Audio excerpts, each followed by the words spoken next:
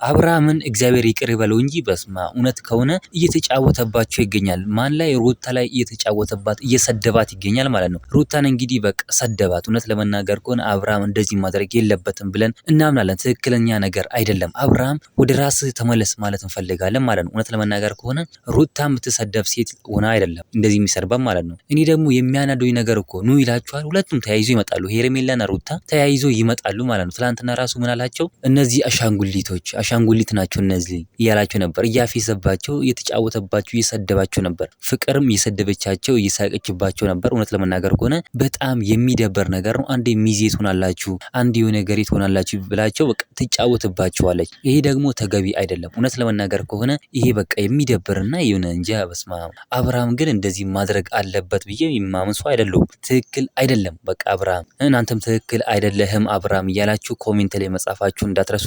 ፍትህ ለሩታ ማለታችሁን እንዳትረሱ። ሩተኛ እንቆኛ ጀግና ራሱን ማስከበር አቃታታው ነው። በፊት እኮ ቆራጥ ነበረች።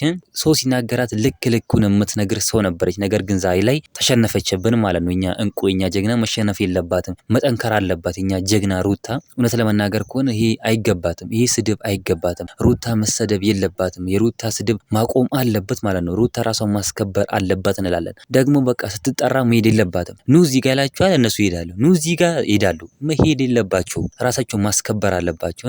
ማንነታቸው ማሳወቅ አለባቸው። ሩተኛ እንቆኛ ጀግና ራሷን ማንነቷን ማሳወቅ አለባት እንጂ እንደ እቃ ነይ ምናምን እዚህ እዛ መደረግ የለባትም። ሩታ ራሷን የምትችል ሴት ናት። በራሷ መቆም ሴት ናት። የድሮ ሩታ የት ሄደች? ድሮ እኮ ማለት ሩታ በጣም ጠንካራ ሴት ናት። ሲናገሯት ልክ እንደ አንበሳ ሰው ላይ የምትነሳ ሴት ነበረች። ነገር ግን ዛሬ ላይ ልጅ ስትወልድ ነው መሰለኝ በቃ እኔ እንጃ በቃ ተወች። ሁሉንም ነገር ተወች። ይሻላል ደግሞ መተው ይሻላል። እና እኛ እንቆኛ ሩታ ብቻውን መቆም ጀግና ሴት ናት ማለት እንፈልጋለን። እናንተ ምን ትላላችሁ? ሀሳብ አስተያየታችሁን ኮሜንት ላይ ማስቀመጥ እንዳረሱ። ቪዲዮ ላይክ፣ ቻናሉ ሰብስክራይብ ማድረግ እንዳረሱ። በሌላ ቪዲዮ እስከምንገናኝ በያላችሁበት የዓለም ዳርቻ ሰላማችሁ ብዝት ይበልልኝ። ደህና ሆኑልኝ።